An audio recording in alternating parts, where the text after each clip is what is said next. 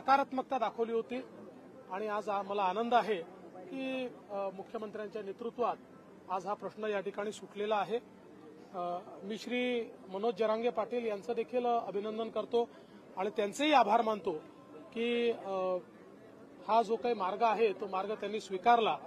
कारण आम्ही सुरुवातीपासून हे सांगण्याचा प्रयत्न करत होतो की जो काही मार्ग आहे तो आपल्याला कायदेशीर काढावा लागेल, कायद्याच्या आत राहून काढावा लागेल, संविधानाच्या आत राहून काढावा लागेल आणि म्हणून सरसकट आपल्याला करता येणार नाही। मात्र ज्यांच्याकडे नोंदी आहेत त्यांच्या रक्तनात्यातल्या लोकांना आपल्याला ते देता येईल आणि त्या संदर्भात सर्वोच्च न्यायालयाचे देखील आदेश आहेत, त्या संदर्भात संविधानाची देखील तरतूद आहे आणि त्यामुळे अशा प्रकारचा मार्ग जर निघाला तर त्यातनं ज्या काही अडचणी आहेत त्या अडचणी आपल्याला दूर करता येतील आणि मला आनंद वाटतो की हा जो काही मार्ग आहे तो मार्ग सरकारने त्या ठिकाणी स्वीकारला आणि आंदोलक असलेले श्री मनोज जरांगे पाटील यांनी देखील स्वीकारला।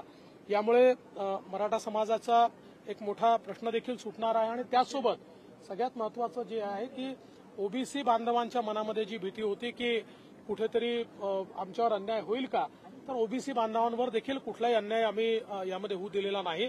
त्यामुळे मला असं वाटतं की राज्यातल्या सगळ्या समाज जो इंडिया घटक म्हणून होता तो आता शिल्लक राहिला आहे असं मला त्या ठिकाणी वाटत नाही म्हणण्यापेक्षा अस्तित्वच राहिलेलं नाही। आप त्याच्यातून बाहेर पडला, टीएमसी त्या ठिकाणी असताना बाहेर पडली आणि आता असताना दिसतंय की जेडी त्याच्यातून बाहेर पडला। सपा आणि काँग्रेस यांच्यामधला यूपी मधला टगर वॉर त्या ठिकाणी चालू झालेला आहे। कुठेतरी मला असं वाटतं की काँग्रेसने स्वतःचं इंट्रोस्पेक्शन केलं पाहिजे असं मला वाटतंय। कोई सुशीला नाम की मेरा नाम की मैडम थी, बोले मैं पीएम हाउस से बोल रही हूँ, बोले तुम ये पुरस्कार लेंगे कि नहीं लेंगे।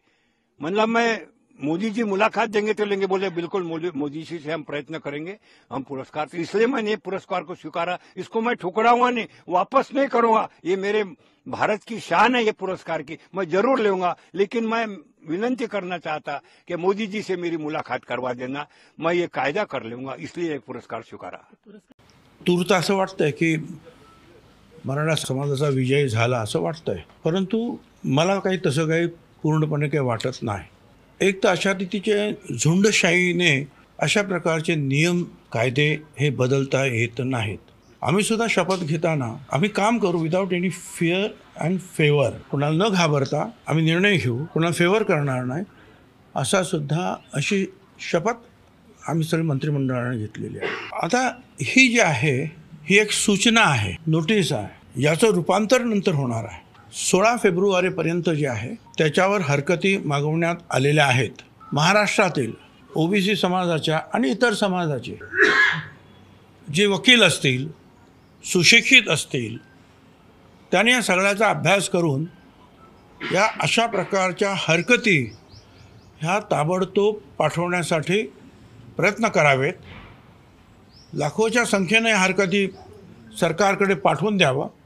ओबीसी समाजाच्या सर्व कार्यकर्त्यांनी सुद्धा या हरकती अशा प्रमाणे पाठवाव्यात की जेणेकरून सरकारला सुद्धा लक्षात येईल की याची एक दुसरीसुद्धा बाजू आहे आणि दुसरंसुद्धा काही लोकांचं मत आहे।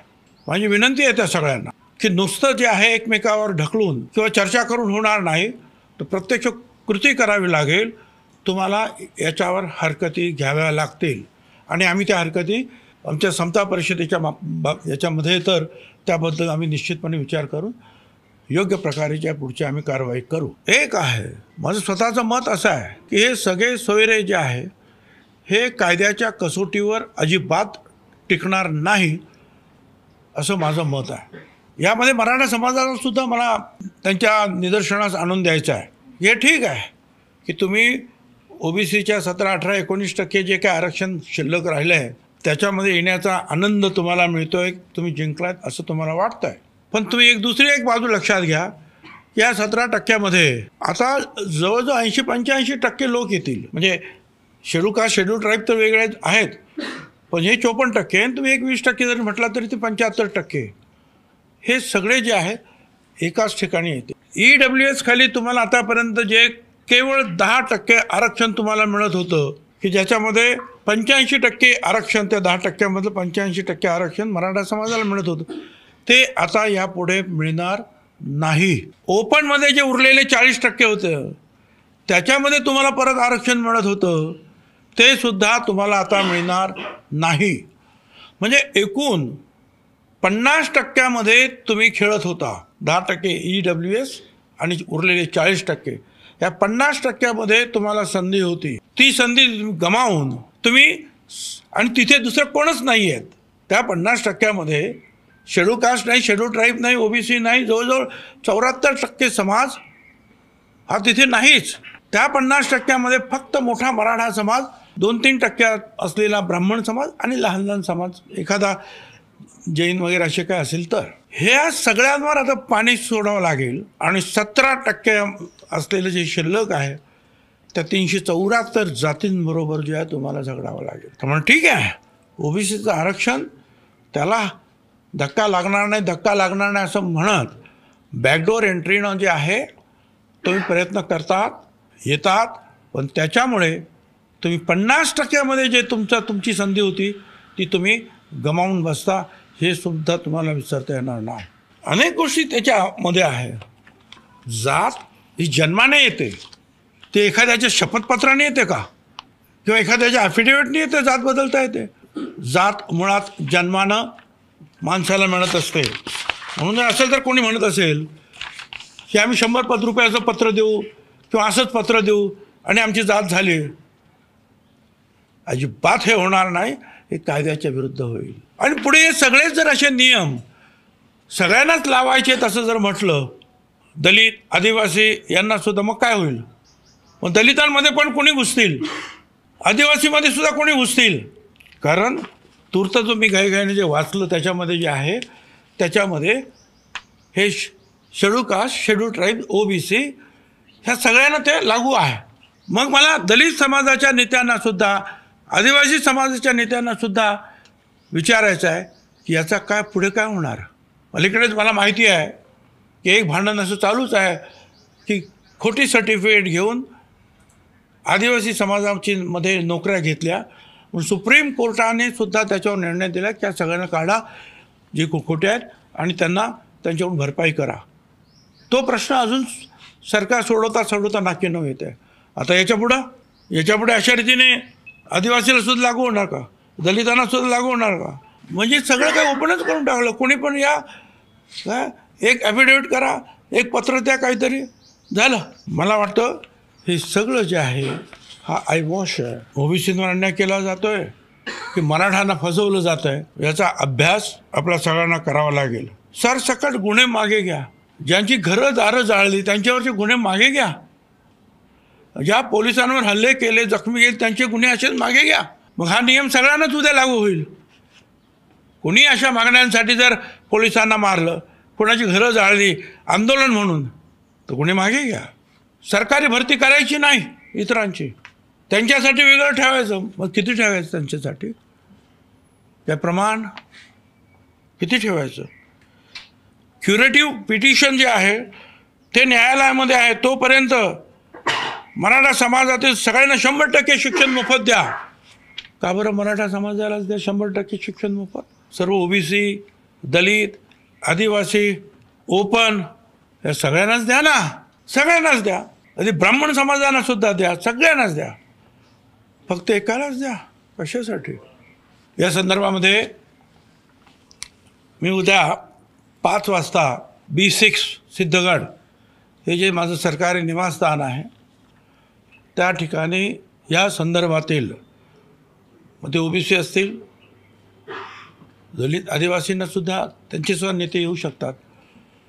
पण विशेषतः OBC नेते ते कुठल्याही पक्षाचे असतील किंवा पक्षाचे नसतील, कुठल्या संघटनेचे असतील किंवा नसतील, त्यांनी कृपया पक्षाचा किंवा इतर संघटनेचा अभिनिवेश सोडून या कामासाठी कृपया उद्या 5 वाजता B6 सिद्धगड बंगला जो आहे त्याच्यावर यावं. आपण चर्चा करूया. याच्यामध्ये कुठल्याही पक्षाला कमी लेखण्याचा, जास्त लेखण्याचा असा प्रयत्न नाही. केवळ ओबीसी आणि ओबीसी या विषयावर आणि ह्या सगळे जे काही चाललेलं आहे याच्यावर पुढची काय कारवाई आपण करायची, काय स्टेप्स घ्यायचे आहे, काय वकिलांशी आम्ही अजूनही चर्चा करणार आहोत आणि त्या संदर्भामध्ये मग आम्ही जो आहे उद्या एकत्रित बसून पुढचा निर्णय घेऊ. या संदर्भात कोर्टात लढाई लढण्याची काही आपली तयारी आहे? कोर्टात ज्या वेळेला हरकती वगैरे आपण देऊ त्याच्यानंतर सुद्धा अशा प्रकारचा जर हे नोटिफिकेशन जर झालं, हा ड्राफ्ट आहे, हा अध्यादेश तर नाहीच, हा नोटिफिकेशनचा एक मसुदा आहे. अध्यादेश ह्या कसला अध्यादेश? हा अध्यादेश नाही, हा नोटिफिकेशनचा एक मसुदा आहे. तो मसुदा 16 तारखेपर्यंत आपण सगळ्यांनी, बरोबर आहे की चूक आहे, जे काय म्हणायचं तुम्हाला चुकीचं असेल, ऑब्जेक्शन्स विशेषतः त्याच्यावर घेता येणार. त्याच्यानंतर मग शासन ठरवतं. ते जर ठरलं त्याच्यानंतर मग कोर्टात जाता येईल. तोपर्यंत आमचा अभ्यास सुरू राहील. पण ज्या पद्धतीचं हे सगळं आंदोलन उभं राहिलं आणि तुम्ही जसं म्हणलात की शपथविधीच्या वेळेला आपण अशा पद्धतीची शपथ घेत असतो की कोणालाही फेवर केलं जाणार नाही, काही नाही, मग आपली याच्याबद्दल नाराजी आहे का की मुख्यमंत्र्यांनी किंवा सरकारने ज्या पद्धतीनं घाईघाई? आमची नाराजगी जी आहे, मी आत्ताच काय मी माझ्या रॅलीजमध्ये सुद्धा मी बोलून दाखवतो. अशा रीतीने कुणाचे ठीक आहे, उद्या आणखीन कोणतरी असे लाखो लोक घेऊन येतील, मग आपण कायदे बदलणार का? उद्या लाखो लोक घेऊन येतील, सांग आम्हाला दलितांमध्येच घ्या, आम्हाला आदिवासीमध्येच घ्या, आपण करणार का? हे सगळं जे झालेलं आहे, मराठा समाजातील सुद्धा जे विचारवंत आहेत, जे नेते आहेत, त्यांनी या सगळ्या गोष्टीचा विचार करावा की आपण या आरक्षणाच्या बाबतीमध्ये एका समुद्रात पोहत होतो. हे मराठा समाज म्हणजे 50% तो आता एका विहिरीमध्ये या 17% बरोबर पोहण्यासाठी येतो आहे. धन्यवाद.